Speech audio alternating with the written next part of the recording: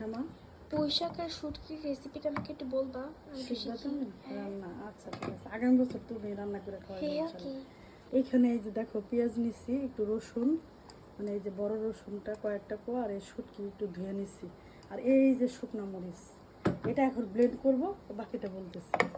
এই যে দেখো কড়াইতে একটু তেল গরম করে নিছি, আর এখানে যে শুটকিটা পেস্ট করে নিলাম।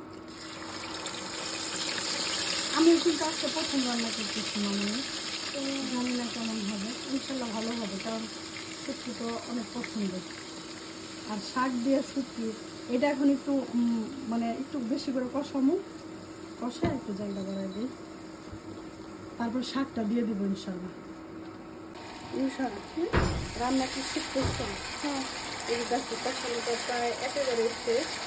এখন এই যে পুঁই শাক কুচি করে রাখছি, এটা দিয়ে দেবো বিসমিল্লাহ। আমি তো কোনো পানি দিব না, হ্যাঁ, মাথা মাথা হবে ইনশাল্লাহ। আর কাঁচামরিচ তো দেবো না, কারণ শুকনো মরিচ পেস্ট করে দিচ্ছি তো, কাঁচামরিচ লাগবে না।